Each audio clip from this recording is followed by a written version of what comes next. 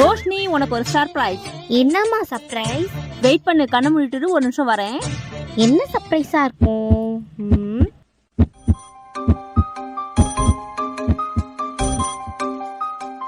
பாப்பா இங்க பாரு.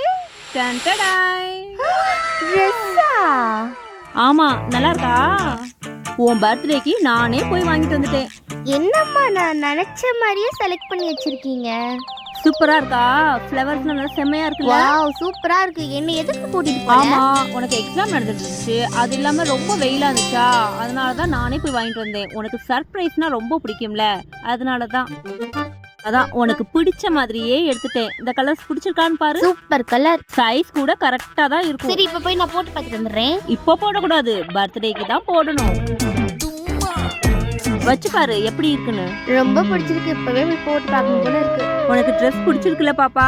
ஹாஃப் சாரி மாடல்ல ஃபுல் ஃப்ராக் ஃபுல்லா இருக்கும். அப்படி பாப்பா தேவதை மாதிரி. ரொம்ப தேங்க்ஸ்மா. ஐ லவ் யூ மா. நான் இந்த மாதிரி தான் வாங்கணும்னு நினைச்சேன். அதே மாதிரி போய் நீங்க வாங்கிட்டு வந்துட்டீங்க. வியூவர்ஸ், உங்களுக்கு பாப்பாவோட பர்த்டே ட்ரெஸ் பிடிச்சிருக்கான்னு கமெண்ட் பண்ணுங்க. பை.